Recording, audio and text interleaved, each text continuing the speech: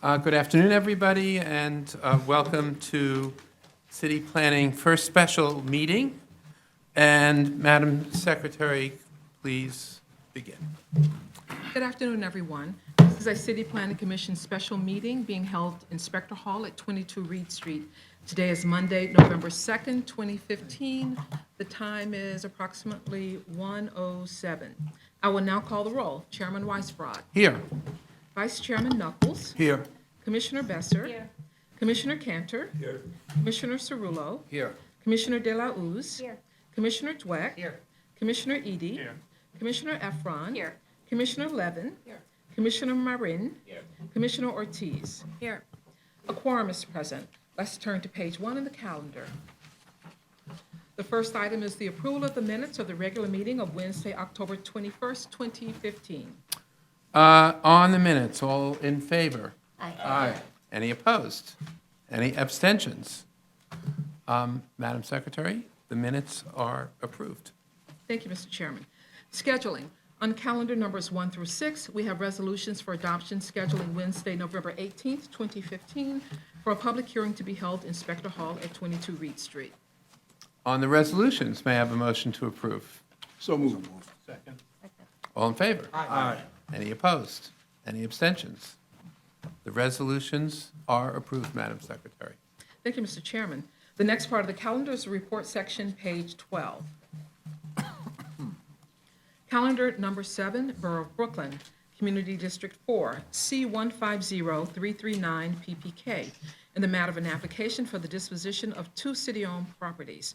For a favorable report on calendar number 7, Chairman Weisbrod. Madam Secretary, before we vote on this matter, I want to address an issue which was not raised in our public hearing on this matter. We've received several items of correspondence. Excuse me, Mr. Chairman. I'm sorry?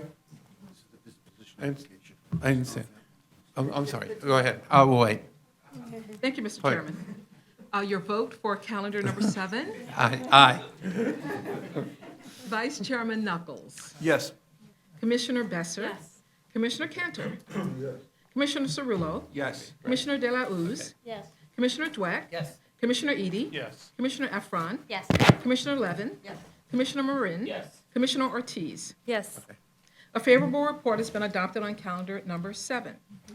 Borough of Brooklyn, calendar numbers 8 and 9, CD2. Calendar number 8, C150399 PPK, and calendar number 9, C150400 PQK, and the matter of applications for the disposition and acquisition of city-owned property concerning 1 Clinton Street.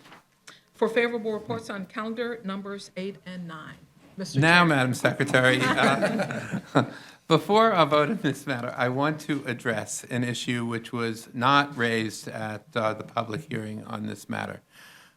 We've received several items of correspondence alleging conflicts of interest by various city planning commissioners in connection with the 1 Clinton Street application. As has been previously stated on the record, 2 commissioners, Michelle De La Uz and Joseph Dweck, are in fact recused from considering or voting on this application because of their respective involvement with the proposed development or their involvement with the Brooklyn Public Library. The allegations of conflicts regarding no fewer than 7 other additional commissioners, most of which were provided to the commission just last Friday, have all been reviewed by the department's general counsel, who has discussed the claims with counsel to the city's Conflict of Interest Board. None of these claims have merit. Instead, they demonstrate a lack of understanding of what constitutes a conflict of interest. The alleged conflicts, made primarily by an organization called Citizens Defending Libraries, consists of claims that the vast majority of my fellow commissioners and myself are conflicted because of prior dealings, in some cases really ancient dealings, with organizations that have or claim to have involved, or that are claimed to have involvement with the proposed development. I believe it is essential that city planning commissioners have broad exposure to the business and civic realms of city life, and we are proud that we have a commission that reflects such breadth. We clearly would not want a commission comprised of cloistered monks.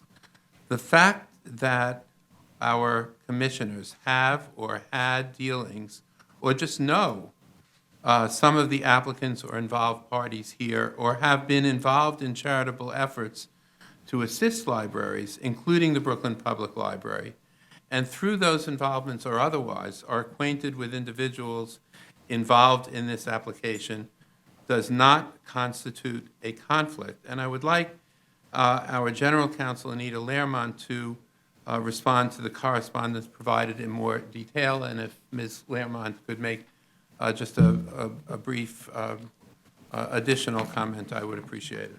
Okay, good afternoon. The chairman asked me to briefly address the claims of conflict of interest asserted against 7 commissioners in correspondence received by the commission on Friday. The correspondence from an organization called Citizens Defending Libraries requests that 7 commissioners, including the chairman and vice chair, recuse themselves from voting on the 1 Clinton Street application. The bases asserted for recusal concern alleged involvement by commissioners with the public library system and EDC, co-applicants here, and other firms and individuals.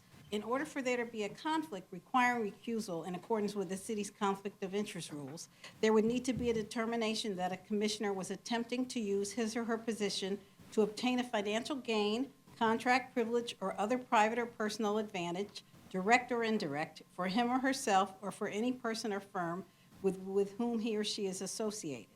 Association, in the meaning of the conflict laws, refers to familial or domestic partner relationship of the public servant or a business or financial relationship with such individual. Past business relationship is irrelevant. Nothing in the various alleged relationships evidences an association of the type that would constitute a conflict or allow the conclusion that any commissioner was attempting to use his or her position for personal or financial gain or other advantage for themselves or others. We remain unaware of any such relationship beyond those of Commissioner De La Uz and Commissioner Dweck, who are both recused. The relevant provision of the city charter on this issue is Charter Section 2604, subsection 3, which prohibits public servants from using or attempting to use their city positions to obtain any financial gain, contract license, privilege, or other private or personal advantage, direct or indirect, for themselves or for any person or firm with whom or with which they are associated. Associated with the public servant in the meaning of the charter means that you are a spouse, a domestic partner, a child, parent, or sibling of the public servant, a person with whom the public servant has a business or other financial relationship, and each firm in which the public servant has a present financial interest. Acquaintance, past business dealings, or incidental business relationships do not meet this definition. In short, none of the claimed relationships here would require recusal for any of the named commissioners. Thank you, Ms. Lehrman. With that, Madam Secretary, let me just briefly make some statements about the substance of the matter before us. The proceeds generated by the sale and utilization of otherwise unused development rights, I believe, would result in multiple public benefits. First, a new 21,500 square foot state-of-the-art Brooklyn Heights branch library in a more efficient, flexible, and modern facility would be built, making it one of the largest branch libraries in Brooklyn. And I will say, and I think all of us, whether we are in favor of this endeavor or have been opposed to this endeavor, I think can take a tremendous amount of pride in and excitement in the way libraries are being utilized, as evidenced in this morning's front page New York Times story, and how important libraries are. And I know all of us on this commission and all of us in the city share that commitment to our libraries. The $52 million sale proceeds would also help fund critical capital improvements across the Brooklyn Public Library system, addressing some of the over $300 million in urgent deferred maintenance needs. And I'm very pleased that we have a a letter from the director of the Office of Management and Budget, which is now part of our record, that expands on the existing memorandum of understanding between the Brooklyn Public Library and the Office of Management and Budget, making it clear that these additional resources that would be generated by this transaction would be in addition to resources that the city already provides to the Brooklyn Public Library system, so it would be beyond the baseline and would be used exclusively for the capital improvements that the Brooklyn Public Library sorely needs. The proposal would also facilitate the development of sorely needed affordable housing in excess of the zoning requirements and without additional public subsidy. And I'm also very, very pleased that the applicant has proposed to introduce ground floor retail space along Fulton Street, ensuring an active and vibrant streetscape along this growing and important retail corridor. And with the approval of the department's zoning for quality and affordability text amendment, this retail space and affordable housing can become an even stronger and higher quality anchor for this portion of Fulton Street. So for all of these reasons, Madam Secretary, I enthusiastically vote aye. Vice Chairman Knuckles. Well, first, I'd like to thank Ms. Lermont for her clarification of the issues regarding conflict. And I fully subscribe to the sentiments of the chair just mentioned. I vote yes.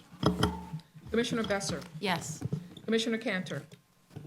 In respect for the chair and the time and effort he's put into comment on this piece of paper, I will not go into the detail of the paper nor my thoughts about the individual who wrote it. I will merely refer back to the case in point and happily vote yes. Commissioner Cerullo. Yes. Commissioner De La Uz. Recuse. Commissioner Dweck. Recused. Commissioner Edie. Yes. Commissioner Efron. Yes. Commissioner Levin. As many of you will remember, I came into this process with some questions and concerns about this application. Pleased to know that almost all of them have been successfully addressed through the public hearing process. We've heard much concern about the commitment of the proceeds of this transaction to the capital expenditures that the chair alluded to. I was reassured to hear about the appraisal process in the contract of sale. That will mean that if the real estate market moves significantly before this deal is closed, that the $52 million could in fact increase and will reflect the market conditions at the time of sale. That's, I think, very important for us in looking at these public-private partnerships. I'm grateful to the chair for having asked OMB for the confirming letter that we received, which I think was very helpful. Very pleased that there will be ground floor retail on Fulton Street. That is an important retail corridor, and that will be a good feature there. So the only thing that's left for me to be worried about is the permanence of all of the affordable housing on Fulton and Atlantic. And I think I've made it clear, and many others have made it clear, that we hope going forward through the council process that the developer will find a way to commit to making all of the affordable housing permanent, not just the inclusionary portion. So nothing is perfect in this world, but I think we're on a very good trajectory, and I think the new library branch will be a real addition to its neighborhood and to the Brooklyn Public Library system, and I'm pleased to vote yes. Commissioner Marin. Yes. Commissioner Ortiz. Yes. Favorable reports have been adopted on calendar numbers 8 and 9. Calendar number 10, Borough of Staten Island, CD2. In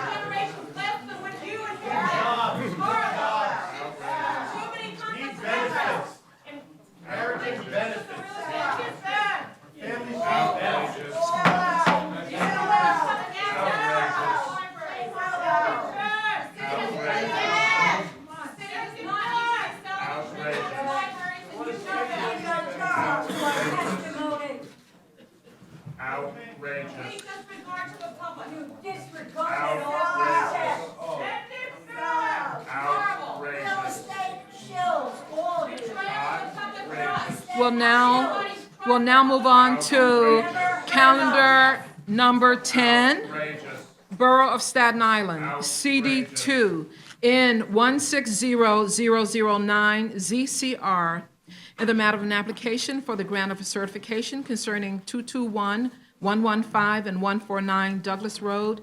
Please note that 115 and 149 Douglas Road were also known as 223 and 225 Douglas Road. For adoption on calendar number 10, Chairman Weisbrod, Yes. Vice Chairman Knuckles, Yes. Commissioner Besser, Yes. Commissioner Cantor, Yes. Commissioner Cerullo, Yes. Commissioner De La Uz, Yes. Commissioner Dweck, Yes. Commissioner Edie, Commissioner Efron, Yes. Commissioner Levin, Commissioner Marin, Commissioner Ortiz. Yes. Calendar number 10 has been adopted. Calendar number 11, CD3 in 160031 RCR, in the matter of an application for the grant of a certification concerning Wolf's Pond Park and Cornella Avenue. For adoption on calendar number 11, Chairman Weisbrod, Yes. Vice Chairman Knuckles. Yes. Commissioner Besser. Yes. Commissioner Cantor. Yes. Commissioner Cerullo. Yes. Commissioner De La Uz. Yes. Commissioner Dweck. Yes. Commissioner Edie. Yes. Commissioner Efron. Yes. Commissioner Levin. Yes. Commissioner Marin. Yes. Commissioner Ortiz. Yes. Calendar number 11 has been adopted. Borough of Staten Island, calendar number 12, CD3, in 160012 RAR and in 160011 RCR, in the matter of an application for the grant of an authorization and a certification concerning 245 Page Avenue, Burger King. For adoption on calendar number 12, Chairman Weisbrod, Yes. Vice Chairman Knuckles. First, yes. I was deranged for a moment. Traumatized. Commissioner Besser. Yes. Commissioner Cantor. Yes. Commissioner Cerullo. Yes. Commissioner De La Uz. Yes. Commissioner Dweck. Yes. Commissioner Edie. Yes. Commissioner Efron. Yes. Commissioner Levin. Yes. Commissioner Marin. Yes. Commissioner Ortiz. Yes. Calendar number 12 has been adopted. Calendar number 13, Borough of Staten Island, CD2, N150150 ZAR and N150151 ZCR, in the matter of an application for the grant of an authorization and a certification concerning 100 Emerson Drive. For adoption on calendar number 13, Chairman Weisbrod, Yes. Vice Chairman Knuckles. Yes. Commissioner Besser. Yes. Commissioner Cantor. Yes. Commissioner Cerullo. Yes. Commissioner De La Uz. Yes. Commissioner Dweck. Yes. Commissioner Edie. Yes. Commissioner Efron. Yes. Commissioner Levin. Yes. Commissioner Marin. Commissioner Ortiz. Yes. Calendar number 13 has been adopted. So, Mr. Chairman, I believe we have concluded the special meeting. So if you will adjourn, we will go into the review session. I will entertain a motion to adjourn the special meeting. Second. All in favor? Aye. Any opposed? Hearing none, the special meeting is adjourned. Thank you, Madam Secretary. Thank you, Mr. Chairman. So let's now begin the City Planning Commission review session. Today is Monday, November 2nd, and a quorum is present. The first item on the agenda is a proposed zoning map amendment. Department of City Planning proposed zoning map amendment to rezone properties in the Woodlawn neighborhood to R4A. I'd like to introduce Michael Parkinson, who's making his very first presentation before the City Planning Commission. He's with our Bronx office. Welcome.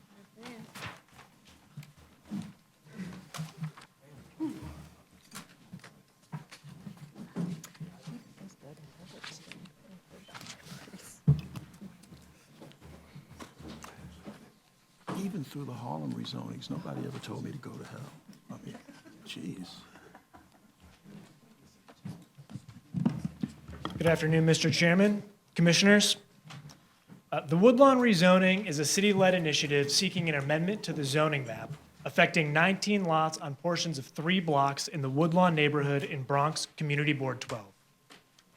The proposed action to extend an existing R4A district was undertaken in response to concerns by Community Board 12 and elected officials, that the existing R7A zoning does not accurately reflect the established building patterns and neighborhood character typically seen along Woodlawn's neighborhood streets. The rezoning area consists of all or portions of the 19 lots zoned R7A that and lots that are split between R7A and R4A to varying degrees. The city is proposing an amendment to the zoning map so that all of the lots within the rezoning area would be zoned completely R4A. No new district would be mapped as a result of this action. The rezoning area is located south of the border between the Bronx and Westchester County. The neighborhood is defined by low-density residential homes containing 1 and 2 units. 80% of the housing stock in the larger context area, within 400 feet of the rezoning area, is single-family and two-family homes. Less than 10% of the housing stock is made up of buildings with more than 3 units. There is a C81 zoning district south of the project area that contains a mix of light industrial and manufacturing uses, as well as commercial uses. Neighborhood commercial needs are served in a C13 overlay running along Katona Avenue just west of the rezoning area. The R7A was mapped as part of a 1996 rezoning, which contextualized the former R71 zoning district and shifted the boundary east from along the center line of Vareo Avenue to the mid-block, where it now bisects a number of tax lots, creating split lot zoning. The shift of the district continued to permit multifamily apartment buildings to be built along Webster Avenue.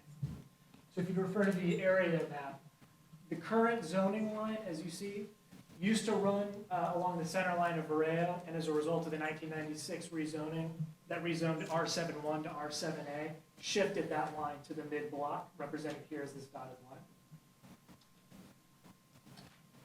line. As you can see on the zoning change map, the proposed action seeks to adjust the boundary line to exclude the smaller lots built with 1 and 2 family homes from the R7A district. The proposal reinforces the predominantly 1 and 2 family residential character that is typical of Woodlawn west of Webster Avenue.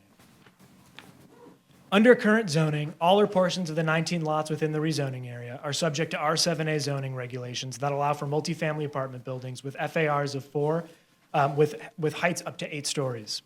The proposed R4A district is more consistent with the neighborhood character and more reflective of the existing conditions within the rezoning area, allowing FARs of 0.9. The R4A zoning allows only 1 and 2 family homes, and the proposed zoning would effectively preserve the 19 lots in the Woodlawn community as 1 and 2 family homes, maintaining the consistency within the rezoning area.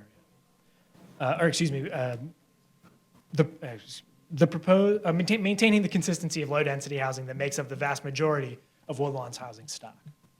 The proposal to rezone the area from R7A to R4A is intended to preserve the historical character of the affected area. It is not expected to induce or preclude new development, but rather would ensure that new construction and development would occur in a manner that reflects the existing low-scale character of the affected area. Thank you. Thank you, Michael. Questions for Michael? Mr. Marin. So the only question that comes to mind, I understand what's going on, and I would appreciate it, and I think the community appreciates it as well. The one question that I do have is, down at the southern end, where you have the C81 district, yes, you actually have a couple of homes that actually are remaining in that C81 district. Why would we not try to, if we're cleaning up the eastern side, why would we not try and clean up that southern side and follow where the homes as well are in R4A? And they are twos. They're all twos, basically, 1.75, 2 stories. That's not something we looked at. This was response to specific community concerns, and we were working with the elected official on this matter. Whether or not the zoning line could be arranged to capture those homes, I think is something we could look at. I think a discussion with the officials and explaining, because we're doing it to clean up that side. I think that it would behoove not to have to come back again later on a different date for another cleanup. It would behoove us to just clean up that bottom southern side. Sure. I think initially why those probably weren't looked at originally is because there wouldn't be necessarily the ability for those lots to redevelop as large multifamily buildings. So I don't think that a potential change was as critical there, or would be. Understood. Thank you. Of course. Any other questions, Michael? Mr. Dwyer. Hi, Michael, thank you. So in previous rezonings where we've downzoned, we've had the lot owners or the homeowners come to us at the day of the meeting and say that they haven't had a chance to really look into it, they've just found out about it from a notice. What are we doing as a proactive measure to reach out to the homeowners, lot owners, to let them know of the process that's going to happen now, that's going to go to the community board, and they'll have an opportunity to speak there and to come in front of us. So, Sure. Well, this was a response to a number of community concerns. So many, if not most, of these property owners have been fully engaged throughout the process. We've already been out to the community board a number of occasions, I believe. And so most of the property owners are well appraised of the situation. so let's see if we can work with the community board to ensure that they post notices properly and that the homeowners are in fact knowing of the date and have an opportunity to speak their mind on the Yeah, project. absolutely. Thank you. Any other questions or comments about this? If not, this is certified. Congratulations, Michael. Thank you. Thank you all. You're almost there. 7 months or so away from your first. Commissioners, let's now advance to item number 3, page 48. It's a proposed modification to a previously approved City Planning Commission special use permit that facilitated hotel and retail space on the ground floor of 79 Crosby Street. This is a proposed minor modification. Our presenter is Sylvia Lee. We're on item number 3, page 48.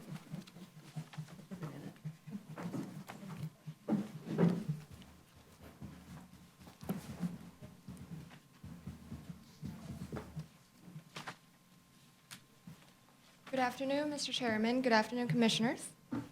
This private application by Crosby Street Hotel LLC requests modification to a previously approved special permit pursuant to Section 74-781 of the zoning resolution to allow additional Use Group 5 hotel uses and additional Use Group 6 retail and service uses on the ground floor of an existing 11-story hotel located at 79 Crosby Street within the M15B zoning district in the Soho Cast Iron Historic District Extension, Manhattan Community District 2. As shown on the area map, the Crosby Street Hotel is located between Crosby Street and Lafayette Street. Crosby Street and Lafayette Street, mid-block between Spring Street and Prince Street. So the main hotel entrance fronts on Crosby Street, which is shown on this photo. And there's a separate entrance on Lafayette Street through an open seating area, which is shown here. The special permit approved by the Commission in 2008 modified the use regulations in the M15B zoning district to allow Use Group 5 and Use Group 6 uses below the level of the second story, following the applicant's one-year-long good faith marketing efforts.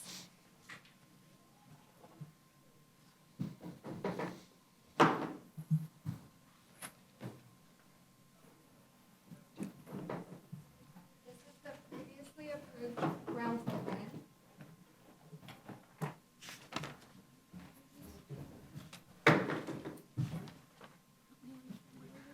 This is the ground floor plan highlighting the modification.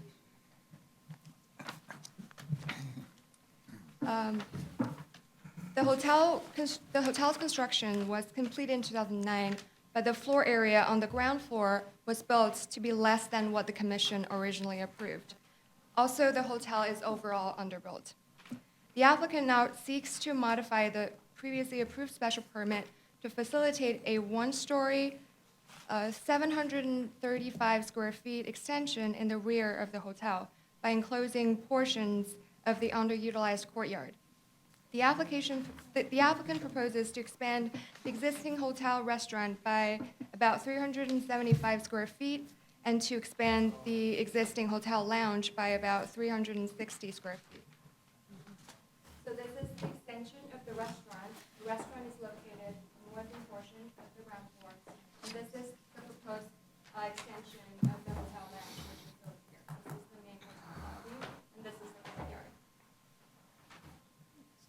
With the enlargement, the hotel would still remain bulk compliant. At the time of the previous approval, the Commission found that the applicant made a good faith effort to rent the space to a conforming use at fair market rentals. Such finding is not affected by this modification.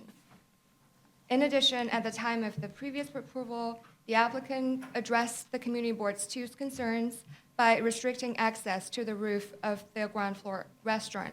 Similarly, as part of the modification application, the rooftop of the ground floor enlargement would not be accessible from the hotel guest rooms. No terrace would be constructed either. Lastly, the proposed modification does not trigger any additional environmental review. That's it. Thanks, Sylvia. Questions, Ms. Efron? Sorry, thank you. I noticed there was a circle that looked like it might be a tree base, and in fact, now that there are photos up, it looks like there is a tree in what would be interior courtyard space, or not exterior courtyard space. Is that a tree hanging out there on the edge of the picture there that is in fact Looks like the rooted? sculpture. Is it? Okay, because there's a little mark of a circle, I'm not sure what the icon is on the, I think it's over here. Yeah. This is what's currently. right, but within the shaded area. What page? The floor plan. It will be, the enlargement will, I can confirm with the applicant what will happen to. Thank you, yeah. Here's the tree. Is it a living thing, is the question? Right. What is it? Yeah, it doesn't look like. It looks like a tree, I think it's a sculpture. Yeah. It does look like a tree. It doesn't look I thought like. it was a tree until she said It a looks sculpture. like a sculpture on a metal platform, but I'll definitely confirm with you. Ms. Delos? Just a clarifying question. So even though they underbuilt by nearly 6,000 square feet, it's required to come back? I think that the only reason it's back here is, as I understand it, is because the specific site plan that had been approved was quite specific. I see. But the condition that required them to come here in the first place, which was the good faith marketing effort, That's been satisfied. was satisfied at that time because they completed Yeah. a marketing effort for the entire space, including the space that they hadn't built on at that time. So it's About the site plan. truly in the category of the most minor of minor modifications, I would say. Okay. So, assuming we clarify that, I'm sorry, are there other questions? Just on Mr. the site, Clark. on the site plan issue. So it's in our purview to approve the specific site plans, or? Well, I think it was in our purview at that time, and this certainly predates me. Some of you may have been here when this was initially approved, but as I understand it, it was approved with a very specific site plan, and so they're coming back for a true minor modification, and assuming that the item in question is not a living thing, I would ask for your approval to send a letter to the Department of Buildings, and if upon discovery we determine that it is a living thing, we will bring it back to you for further examination. Ms. Levin? I would be happy if the living thing just got replaced in the remaining open space. That would make without the everyone's need to life come a back lot here. easier. But If there's a tree, there should shared still be a tree. discretion on Yeah. the living dead. Well, that's greatly appreciated. We will report back to you as to whether this thing is living or not living, and if it is living, where it will be living in the future. So with that, I will ask for your assent. I believe we have unanimous consent with a delegation to the department to use its discretion regarding this item. Thank you. Thank you. Thanks, Sylvia. And Commissioners, on November the 18th, we have the Grace Harwood Senior Center and Young Minds Child Care Center. This is item number 4 on our agenda. It's a proposed acquisition to facilitate the continued use of these two facilities where they are. We believe we had a very positive public hearing a couple of weeks ago, and with your consent, staff will prepare a favorable report. Yep. Thank you so much. Mr. Chairman, I believe that is the last item on our agenda. Any other matter to come before us this day? I, for one, will not go there. Hearing none. The meeting is, I'll entertain a motion to adjourn the meeting, recognizing that we will not reconvene this Wednesday, but we will reconvene 2 weeks from today. So with that, all in favor? Aye. We are adjourned. Thank you.